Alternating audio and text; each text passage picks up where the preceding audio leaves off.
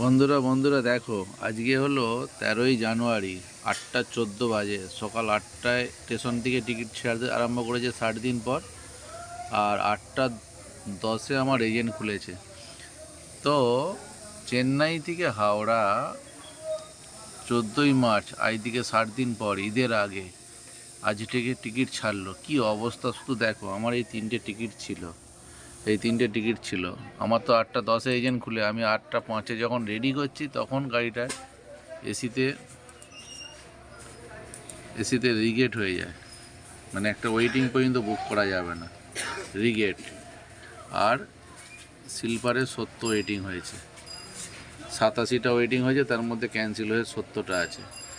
হ্যাঁ, কোনো গাড়িটাতে অ্যাভেলেবেল নেই। তাহলে আমি কাস্টমার দিকে কী করে টিকিট দেবো বলো? তো বন্ধুরা, আমি টিকিট দিতে পারছি না, তোমরা অন্য জায়গা থেকে টিকিট করে নাও।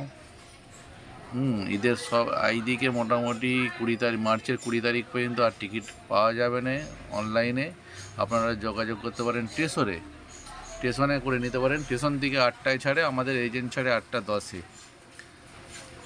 আর একটা ছিল আমার ব্যাঙ্গালোর থেকে এসিতে এসিতে ব্যাঙ্গালোর থেকে ছিল মার্চের 14 তারিখ।